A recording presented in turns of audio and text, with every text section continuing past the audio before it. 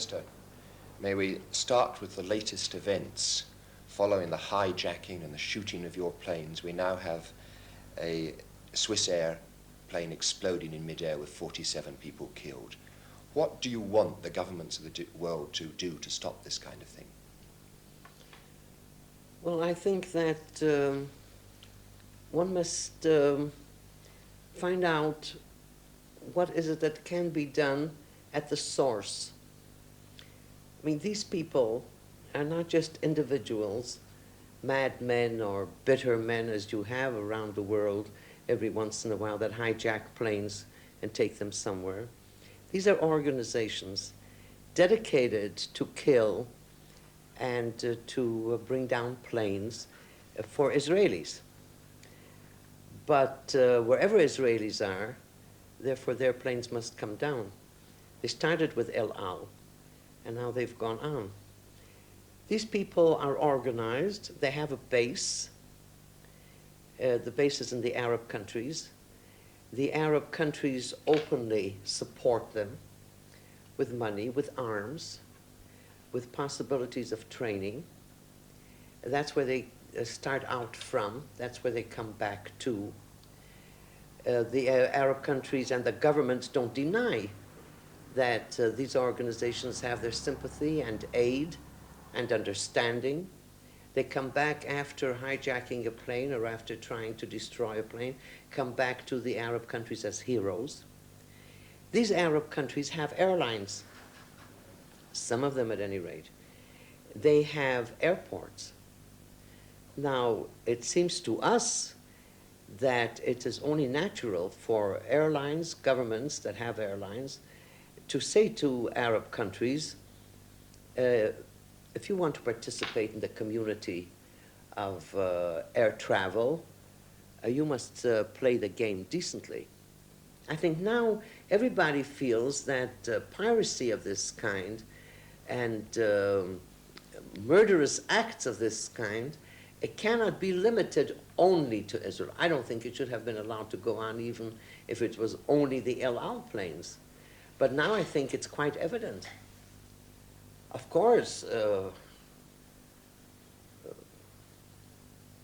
there's maybe another way out, but I can't imagine that a civilized world in the 20th century will adopt that. What other way out is that? That is to say, in so many words, to the terrorists, well, if that's what you want, so we'll help in a certain way. We won't fly to Israel, we won't fly any mail to Israel. We'll help you boycott Israel. If the world governments do nothing, what will you do? We'll have to protect ourselves. How? We'll see, best way we can. Not attacking innocent victims, innocent passengers. That we don't do. Could we presume that there might be something like the Beirut raid again? Might Damascus airport go up? I don't know. I'll tell you honestly, if I did know what we were going to do, I don't think I would tell you. Prime Minister, after gunmen shot up your plane in Zurich, you launched the massive retaliation raid on Beirut airport, and yet the incidents have gone on. Doesn't this show that a policy of retaliation against governments for the action of guerrillas just doesn't work? What did we do against the Beirut airport? Was any person hurt? Our boys that went to Beirut, they didn't see to it that all the people that were wandering around at the airport should get out of the way? But it didn't stop it, did it, Prime Minister? Are you saying that, in fact, you'll have to do something? Maybe somebody will have to get hurt? No, no. We never go out to hurt anybody that's innocent. Sometimes innocent people are hurt, but that's not our intention. Yeah, but... And it's not because we don't do everything possible not to hurt people. There are people, presumably in the Arab countries, who you would say are not innocent, who might get hurt. I think our passengers on the Swiss plane, ours and other nationals, were innocent people. Both sides in the Middle East talk about an imbalance of power. The Arabs say that they need new weaponry to keep up with you. You say that you need new weaponry to keep up with the Arabs. If you get the 50 Phantoms from the Americans, will this in fact correct the imbalance of power in your favor? It will correct some of the imbalance. President Nasser said only several days ago, it isn't a question that he doesn't have enough planes. He said, we have planes, but I don't have enough pilots. Well, supposing he gets more planes, will he have more pilots of his own? He said that in an interview, I don't remember exactly where to, that it isn't a question of a lack of planes, but he doesn't have enough pilots. Israel has a lack of planes, and he says, has 2 pilots for each plane. And they're good pilots. That's true, thank God for that. But we've never asked, nor can we afford to have plane for plane and tank for tank. That's all nonsense. But you reach a certain point where the imbalance really becomes dangerous. Is it dangerous at the moment? It is extremely essential, very vital for us, that this imbalance is corrected. You see, after the war, what happened in Egypt? The Soviet Union not only replaced everything that Egypt has lost in the war, but sent them much more than they originally had. Therefore, Egypt now has more planes and more tanks and more guns than it had before the War of '67. And Egypt does not have too much difficulty in getting more, because Russia is prepared to send practically everything that Nasser asks for, and there's also an imbalance in conditions under which the Arabs get arms and which conditions we get arms. You pay for them? Yes. Are you confident that you're going to get these Phantoms? I'd like to say yes. I hope. I mean, we haven't yet had an answer from the United States government, but I'd like to say that I'm confident that we'll get them, but I think it's wiser to wait and see. Prime Minister, what has been the effect of your policy of retaliation against Egypt? Oh, casualties of our boys on the canal have dropped to a very large extent. People forget there is, on the 10th of June, '67, the Security Council of the United Nations adopted a resolution for ceasefire. The Arab countries, Egypt and we, Syria and the others, but as far as the canal is concerned, Egypt and we accepted.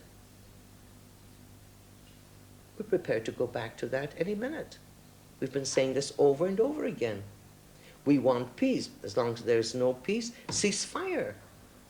Then let us, all of us, abide by the resolution of ceasefire. Ceasefire means that everything on the canal must be absolutely quiet, no shooting. The minute that Nasser says that he's prepared, we'll be happy to comply. But if there is shooting, then nobody can really tell us, now look, you must do exactly the same what the Egyptians do. They're a solid wall of men and tanks and guns. You have fewer, but that doesn't make any difference. You must only use the same way of shooting and shelling. There are no rules of that kind. But as long as Nasser does not abide by the ceasefire, he announced publicly that he doesn't recognize that there is a state of ceasefire and keeps on shooting, there's nothing in the world that can force us to use exactly the same methods as he uses against us. Then we're at a disadvantage of manpower and number of tanks and guns. He has a solid wall of men and arms facing us. We haven't. Therefore, we must use the most effective way that we can in order that our men should not be there just at his service to be killed. Prime Minister, is it your intention to bomb civilians when you have raids on the outskirts and suburbs of Cairo? Is there a country in the world that was at war that can really say never, never, never have they, against their desire and against their intention, hit somebody or hit something that has resulted in a tragedy? But isn't your present policy of bombing on the outskirts of Cairo likely to lead to other such mistakes or tragedies? I mean, for instance, it only needs one of your planes to be shot down and plough through a school or a hospital. These things must be reckoned for. Yes, but we didn't put military installations next to Cairo. We didn't plan it that way. And the fact is that there was only one instance of this kind. And everybody that sends out, everybody that's at war, knows that this has happened. We're terribly sorry this has happened. How many instances do people know in the world where two parties that are at war, that one should warn another party, look, there's a bomb there, take care of it? Because as soon as we realized that this terrible mistake was made, we acted. I mean, what was it's I don't want to be in the equal moral basis as our neighbors. But for 2.5 years, there is shelling from across the Jordanian border on civilians. Our children are in shelters, living in shelters for 2.5 years. I haven't seen, nor read, nor heard that the world was so horrified. Do you consider you're on a superior moral basis to the Arabs? I think yes. I'm not happy to say that, because we intend to remain in this neighborhood. And we're convinced that the day of peace will come, and we want to cooperate with them. And when there will be peace, I think there will be no difference. Prime Minister, Egyptian kids are taught to hate Israel. Aren't you, in fact, driving the lesson home to them? That's the beginning of their hatred? No, but it endorses it, doesn't it? But do you believe that we wanted to hurt their fathers or their mothers, whoever were in the factories? Let me tell you a story that I only heard yesterday, which is typical. In one of our kibbutzim right across the Jordan, that has been shelled day and night, and there are children there that don't know any other home except air shelters. And at one of the shelling, the father with a little boy of 4 was in the shelter, and the child was scared and cried. And the father said, look, don't worry, these are not the shells from the other side, these are our shells. And the child said, do they have shelters for the children on the other side? He said, because, the children are not to blame that their fathers are Fatah. Our children are not taught to hate. Well, Mrs. Mayor, if it was business, nobody makes a profit without risk, and the profit that you are going to make here is peace. Isn't it worth some risk for a short period? We think enough of our people have been killed for no reason whatsoever. And I refuse to believe that this is something that only we can profit by it. As long as people believe that peace is something, some kind of luxury that the Israelis have gotten into their minds that that's what they would like to have. And therefore, if they want this luxury, they have to pay for it. Prime Minister, you always talk about direct negotiations with the Arabs.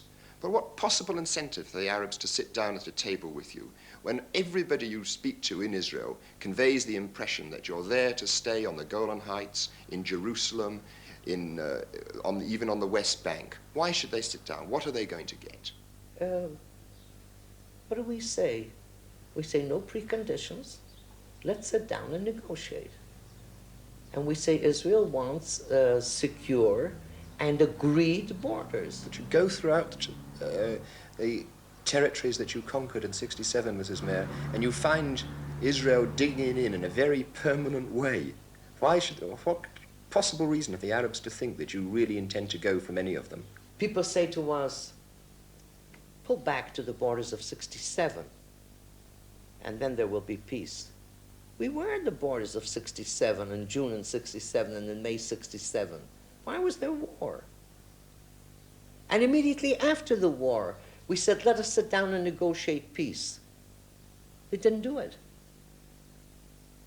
And we say now, we've been saying it over and over again, let us sit down and negotiate a peace which we say will be with an attempt to have agreed borders. No preconditions, not even Jerusalem? We say no preconditions before we sit down. Nasser will also come with some ideas, and we will come with some ideas. Of course we will. I don't say that when we sit down at the table, we have nothing to negotiate for. Nasser will have nothing to negotiate for. Has there been a single moment since 1967 when you thought that the Arabs were ready to talk? No.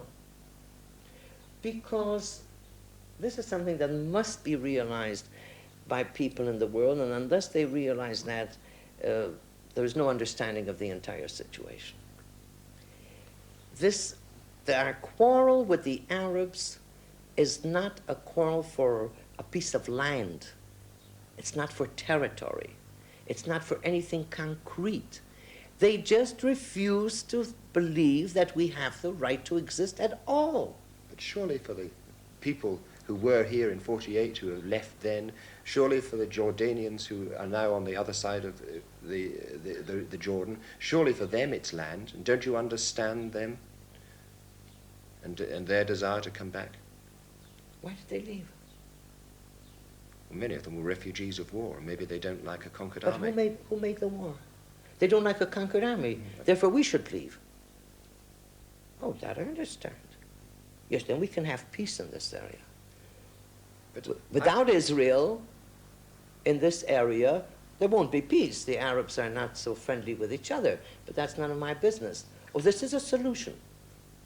But I have a feeling It just happens that there are 14 Arab countries and immense territories.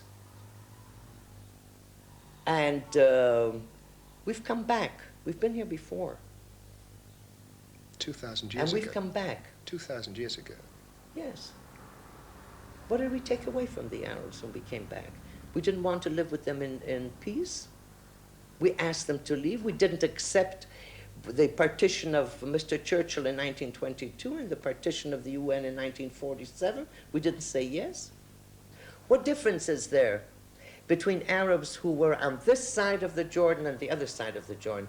Arabs in the East Bank and the west of the border of the West Bank.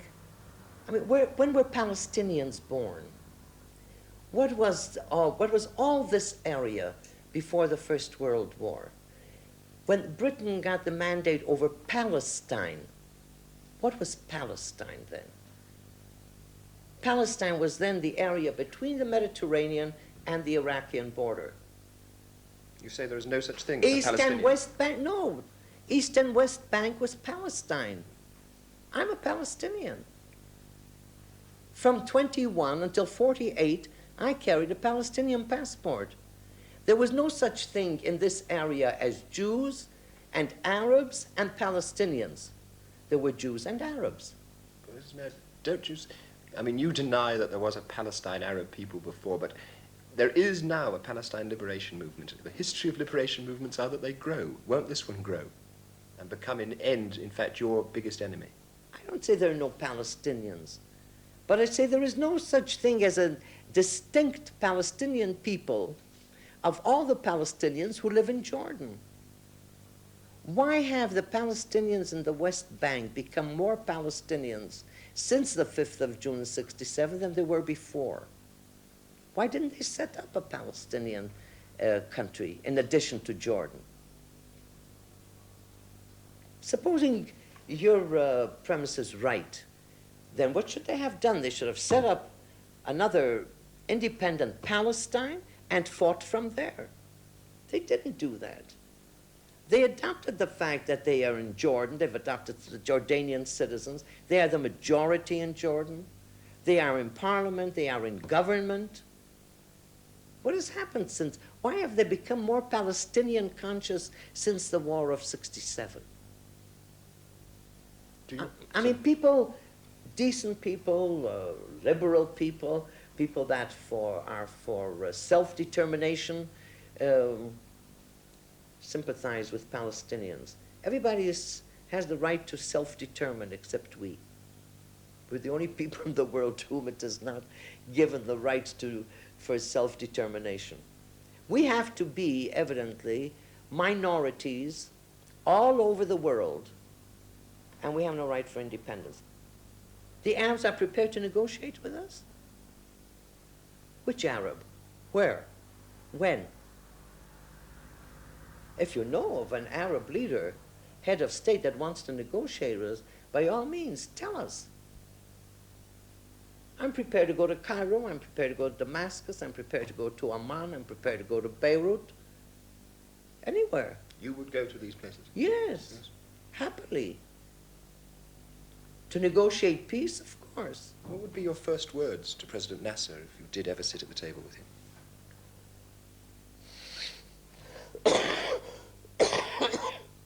I would say shalom, which means peace. Prime Minister, do you believe that if Nasser falls, you'll get anything better in his place? It's something we don't speculate about.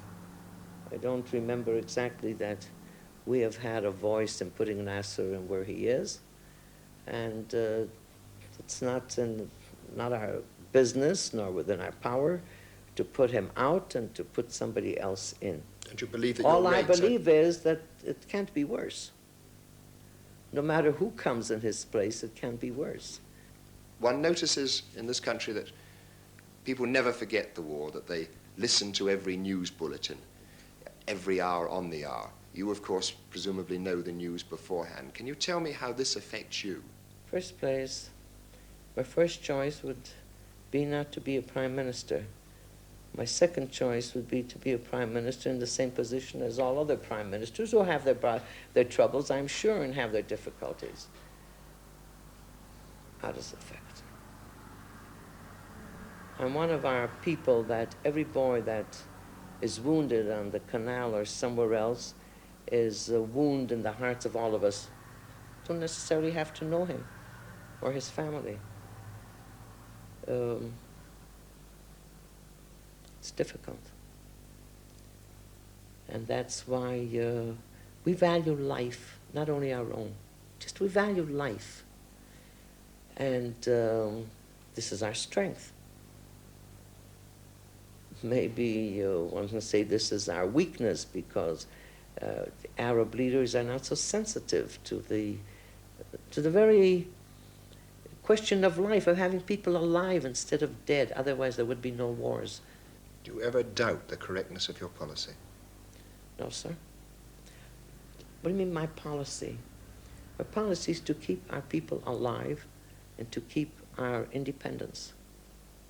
How can anybody doubt the right that we have that is similar to the right of 125 peoples in the world? Do you ever sometimes feel that perhaps you might just have stayed in America and been happier and lived a nicer life? I didn't run away from America. America was kind to me and to my parents. I was brought up there. I enjoyed everything that the United States can give. But I never regretted for 1 second that I didn't remain there and that I came here. But if you were brought up in America, what possible right have you to live in a land that was once Arab, whether he neglected it and left it a stony desert or not?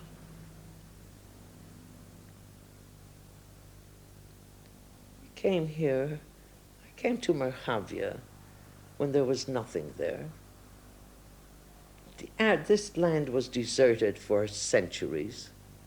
We were driven out of this land. Is this where history begins? Twice we were driven out of this land, occupied by other powers. The Arabs, this is the only people, the Jewish people, whose life, independence, dignity depends on this piece of soil.